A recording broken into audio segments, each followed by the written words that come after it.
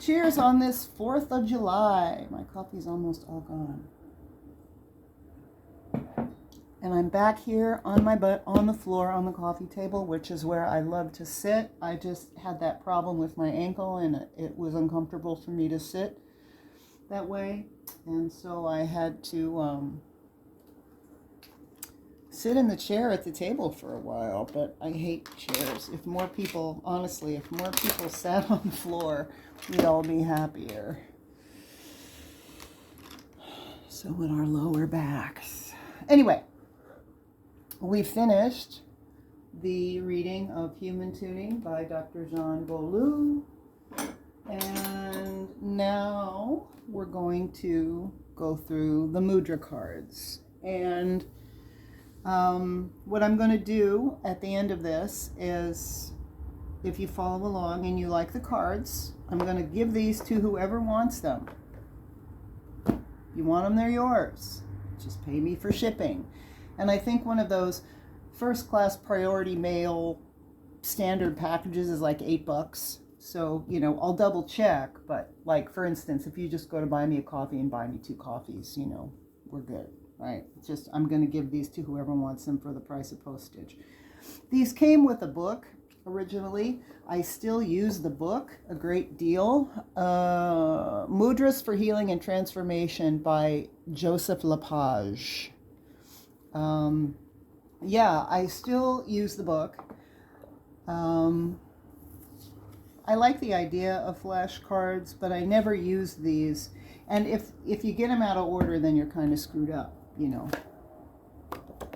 So, anyway, I do the mudras for self-care.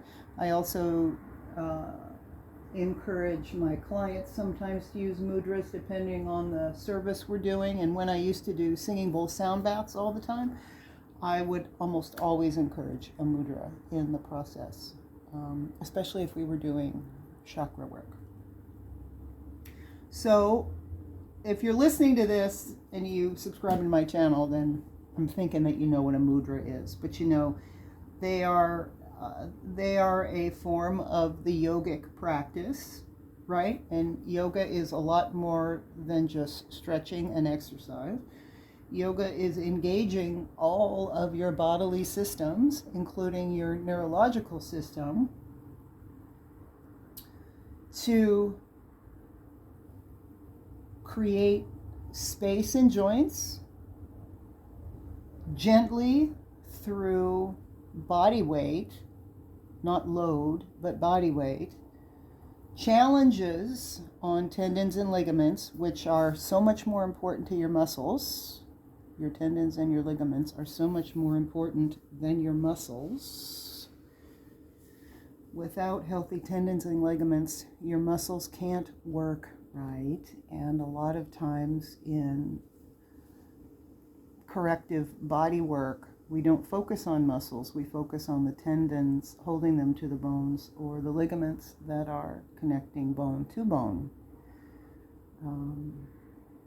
A massage therapist will rub your muscles. A corrective body worker will realign things. So that's basically the difference there. Corrective body workers focus very little time on your muscles, because it's usually not your muscles that are the problem. Most people, their muscles are fine. It's the tendons that are misaligned to the bones that are affecting the movement of the muscle, or the ligaments that are attaching bone to bone and restricting the tendons, therefore impeding the movement of the muscles. Anyway, that's a whole nother conversation.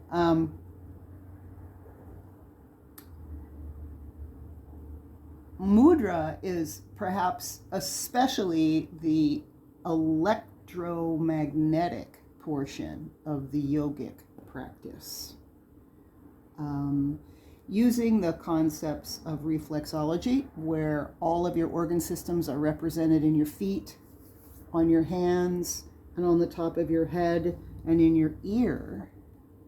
Using that same thinking, we do hand mudras. If you have seen an acupuncturist, and depending on where you live, for instance, I know an acupuncturist in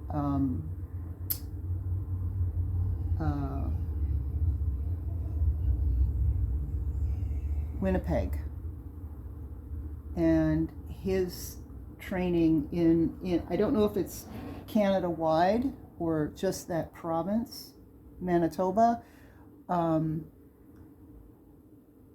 There are acupuncturists that work peripherally on your body. They'll work on your arms, your face, your feet, your legs, but they don't really get into your torso, right? There are those kind of peripheral acupuncturists, which is basically using the premises of reflexology. They just use needles, as opposed to a shiatsu practitioner who will use finger pressure. And then there are full doctors of Chinese medicine. My old roommate in Orlando is a doctor of Chinese medicine. She does full system organ and moxa and herbal applications, full body on the torso as well. But within that system of understanding that biomagnetic, that chi, whatever you want to call it, the beginnings and the ends of acupuncture meridian lines that are on an appendage, whether it's your toes or your fingers, the ends of your toes right at the toenail or at the fingernail, those are known as Jingwell points. Super, super, super potent points that activate not only just the entire acupuncture meridian line, but are like a vroom to the organ they're associated with, like a hypervolt to the organ they're associated with. In the same way that if you have just the tiny bud, right, of a plant, like if you have broccoli growing in your garden and you have this tiny, tiny opening of broccoli, all the nutrients, all the juice, all the value of that plant is right there. If you were just to eat that little thing, that would be so incredibly nourishing. The same premise as sprouts. When you sprout a seed, you are eating the entire nutrient of the plant in its full, complete, whole form. By the time it grows into this full fruit, it's actually not as powerful as that little seed. That's the right? You're getting right into the dose and the power of the plant, and that's what the Jingwell points are on our fingers and our toes. So mudras work very strongly with the premise of that Jingwell energy that moves through our hands very strongly. And if you incorporate mudra into a yoga posture, you're like, oh, right, you're really expanding it. And that's something actually that the book gets into. I'm not a yoga person. I'm a somatics person. I'm a roll around on the floor and let gravity stretch me accordingly. So I can't really talk about yoga, but I can talk a little bit about shiatsu because I do it, and how all this Chinese medicine on your body stuff works. So that's that. So this is the title card, and let's just read what that says. So mudra cards. Mudras for Healing and Transformation. That's the book that they're aligned with. Mudras are gestures of the hands, face, and body that promote physical health, psychological balance, and spiritual awakening. The Sanskrit word mudra, with the emphasis on the final A, can be translated as gesture, seal, attitude, or signature. Mudras are gestures that evoke psychological and spiritual attitudes, each with its own specific quality or signature. The word mudra is derived from two root words, mud, which means delight, pleasure, or enchantment, and rati, which means to bring forth. Mudras bring forth our own inherent delight and enchantment, which are always present, waiting to be awakened. The 108 mudra cards in this deck offer a concise and easy-to-use format to accompany the material presented in the book Mudras for Healing and Transformation by Joseph LePage and Lillian Abiom. We will use this deck to create mudra sequences for yourself or your students. One of the many ways to use this resource is to pick a card at random.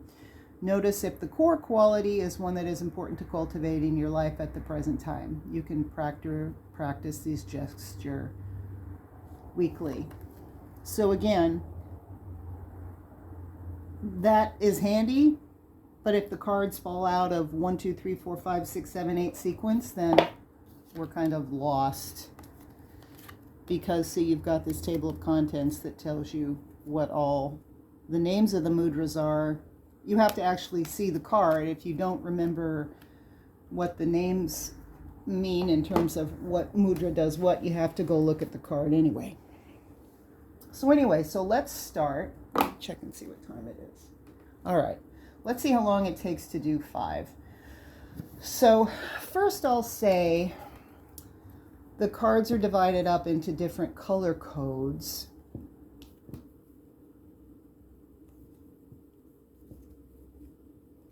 You see all that? Across the top there's a color.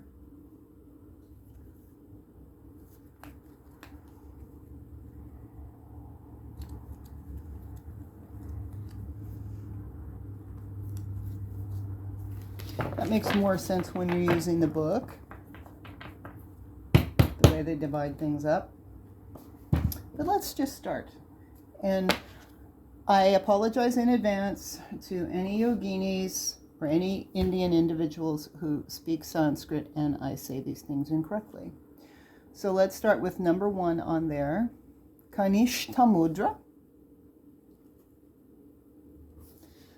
The core quality of what this mudra does is it connects you to the earth. The living earth pulses within my body, infusing me with all of its essential qualities. So that's kind of a mantra that you can either speak or you can invoke internally as you proceed with this mudra. So this is especially helpful for, I'm just going to go down the card, deepening our sense of embodiment and connection to the earth, the health of the skeletal system, reducing stress and high blood pressure, supporting balanced elimination. And then it suggests mudras that are also effective to facilitate this one. And this is where you can use your index card. It offers Petruvi. I'm not going to go into that, but it does reference to you cards that can facilitate. Adhi, Shamaya. Anyway, these are other mudras that would be facilitating. It lists cautions. There are none for this one. Okay, so let's go ahead and activate this. Hold the palms of your hands at your solar plexus, right there, underneath your sternum. Hold the palms of the hands in front of the solar plexus. Press the tips of the little fingers together. I'm doing it away from my solar plexus. Press the tips of the little fingers together, allowing the other fingers to relax inward. So you're not doing this. You're just pressing your fingers together and you're allowing them to just fall into comfort. And this is important with mudra. Sometimes they will say very specifically, it's very important that you extend. Sometimes they'll just encourage you to open naturally. And that all has to do with the electrical polarity movement that they're trying to activate. So in this case, we're gently pressing the tips of the pinkies together. And we're letting the rest of the fingers just fall in. Relax the shoulders and back.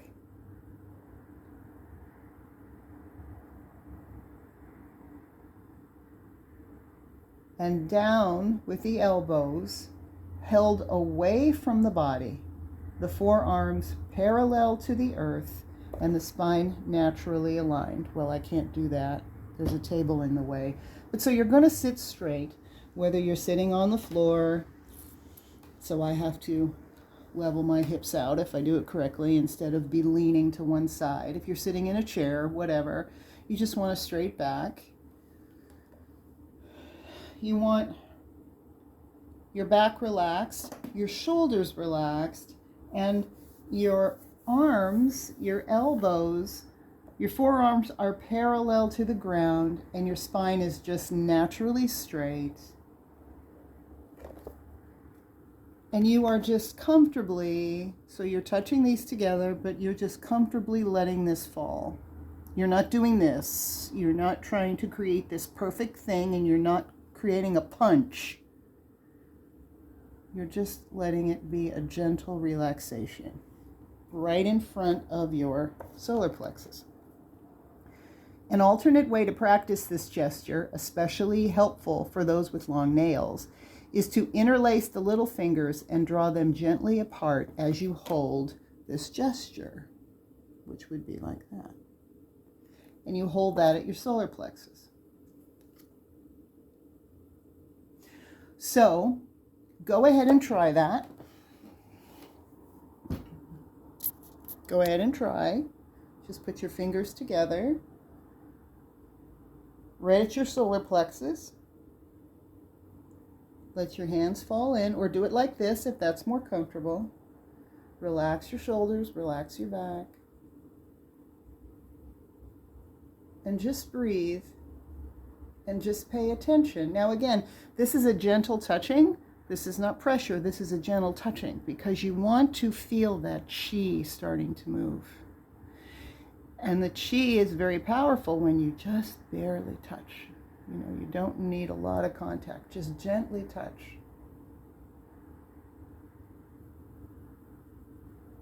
And then you sit quietly and you watch what you feel and what you experience. And it becomes very calming. Now in the book, it will give prescriptions of time for each mudra, depending on what you're trying to accomplish, or, what, combination of mudras for what you're looking to treat. It's like in yoga. If you can sit for 10 or 15 minutes in a mudra, do it. But if you can only stand to start for a minute or two, then start with a minute or two. That's fine. Start where you can start. Okay, let's move on to the second one. Anamika Mudra. This is called Gesture of the Ring Finger. Its core quality for your entire system is healing, self-healing. And a mantra that you can hold in your mind or speak is, attuned to the rhythms of the inner sea, I am nourished by waves of healing energy. So this is very similar to the last one. We're just using your ring finger, which is your heart meridian, by the way. Okay, this is especially helpful for cultivating self-healing, supporting the health of the reproductive and urinary systems, developing healthy, intimate relationships, overcoming addictions, and codependency. And again, it lists the mudras that will facilitate that, which you could then just reference there. And if you don't have the book, just Google these mudras. Mudras are all over the internet. No precautions. Okay, so we're going to go to the same place. We're going to go to the solar plexus once again. We're going to hold our hands in front of the solar plexus. But instead of the pinky like the last one, we're going to touch our ring fingers this time. Again, gently. You're not trying to press and squeeze. You actually want to feel that tension of like a pause of, two poles of the same magnet coming together. Two positive poles of the magnet will repel each other. So you want to get to that point where you actually feel that a little bit and have to exceed it. Okay? Press the tips of the pinky ring fingers together, allowing the other fingers to just relax naturally. And that might not look exactly like that, but it doesn't matter. You're just going to let them naturally relax. And you're going to hold that in front of your solar plexus like you did before. Again, your forearms are parallel to the ground. Your shoulders are relaxed. Your back is relaxed. An alternative way to practice this gesture is to interlace the ring fingers and draw them apart gently. Again, if you have long nails, that's kind of hard to do, but you could do this. So we're just going to let everything kind of relax and come in here. And again, sit quietly with that.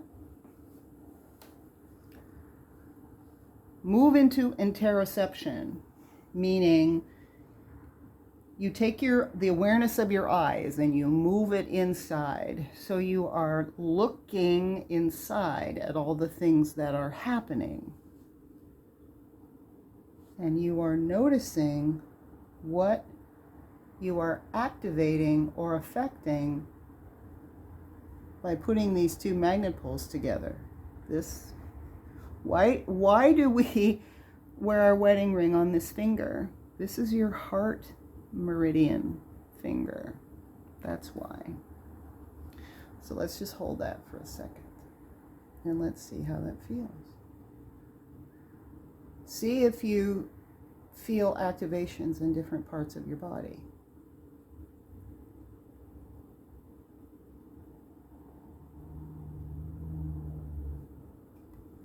Okay.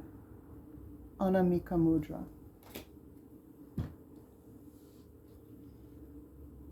Let's move on to the third one. Madhyama Mudra. This is the gesture of the middle finger. Yep, that's the mudra. And this is for balancing energy. Well, this is the finger of your pericardium, the muscular sac that wraps around your heart. Cultivating balance in all my activities, I experience greater energy and vitality, which is a mantra that you can intone or imbue inside. So you're going to do the same thing that we've done before. It's right in front of the solar plexus. You're just going to do it with these two fingers. Anyway, let me read this over here. This is helpful for stabilizing our levels of energy, supporting optimal digestion, releasing tension from the mid-back, balancing giving and receiving, unfolding all our potential. And then the mudras that can facilitate the effects of this one, no precautions. Exactly like the two mudras prior, in the exact same place. We're just doing our middle fingers. And again, it's not like that. It's a very gentle connection of the fingers at the tips, and then just letting the rest of the fingers fall into place. It doesn't really matter what they look like. It doesn't matter if your hands don't look like this or like mine. It doesn't matter. It doesn't matter. This is about electricity, polarity. Don't worry about what it looks like.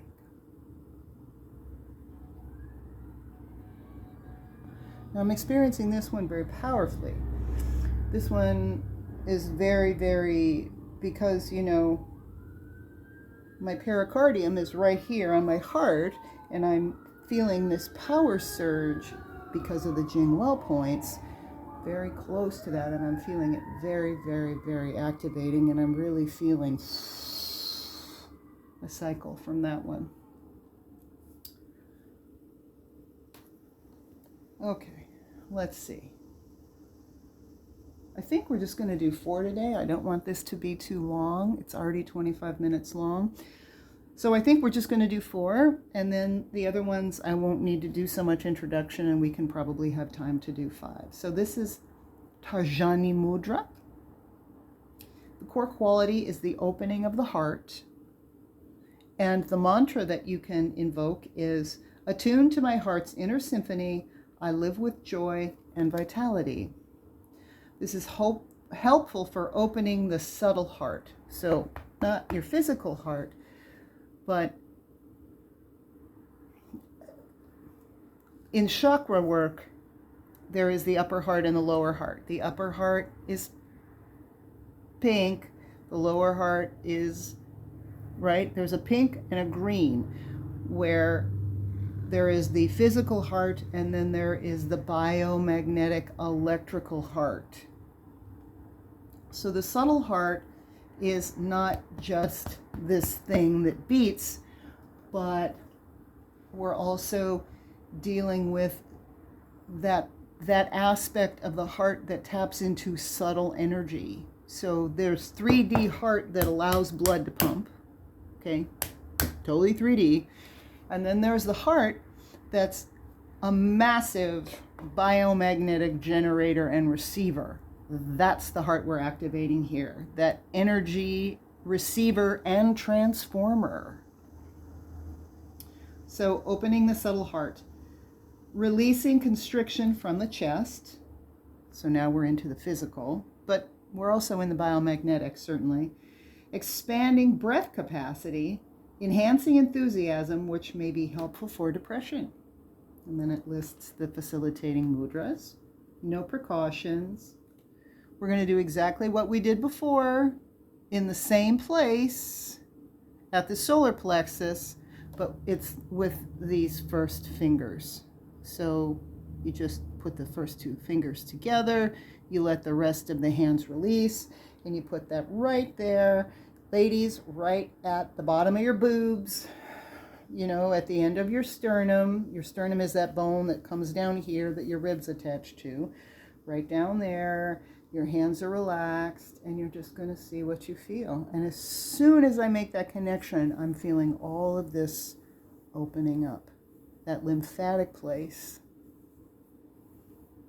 That massive lymphatic place just starts opening up.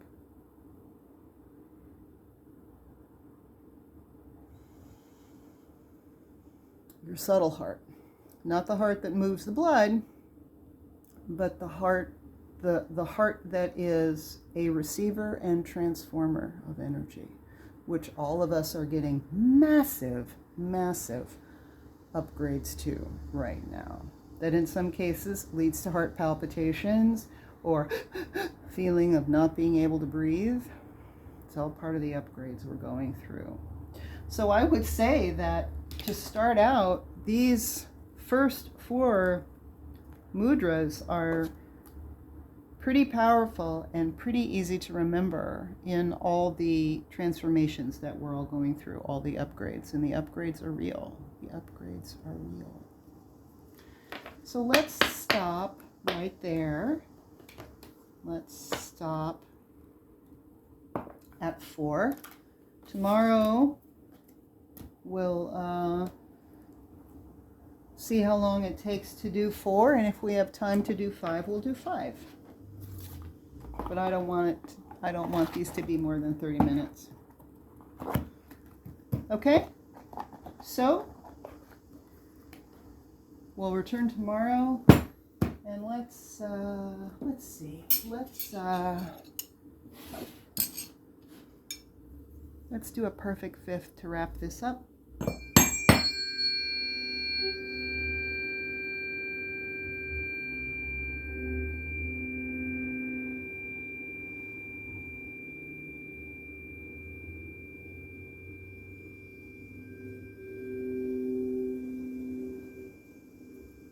Thank you so much. I'll see you tomorrow.